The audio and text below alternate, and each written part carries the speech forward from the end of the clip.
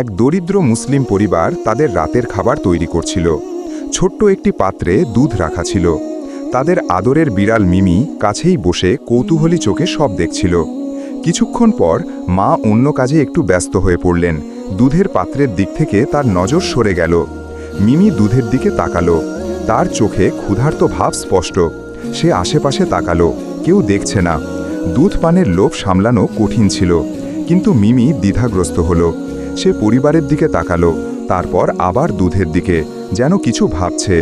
চুরি করে দুধ পান করার বদলে মিমি আলতো করে তার নাক দিয়ে দুধের পাত্রে ধাক্কা দিল। নরম একটি শব্দ করল, যা মায়ের দৃষ্টি আকর্ষণ করল। মা ফিরে তাকালেন, মিমি ও দুধের পাত্রটি দেখলেন এবং হাসলেন। তিনি আলতো করে মিমির মাথায় হাত বুলিয়ে দিলেন। বুঝতে পারলেন বিড়ালটি চাইলে সহজেই অনুমতি ছাড়াই দুধ পান করতে পারত। মিমির এই আচরণ আমাদের শেখায় যে আল্লাহ তার সকল সৃষ্টির মধ্যে সহজাতভাবে ভালো গুণ দান করেছেন।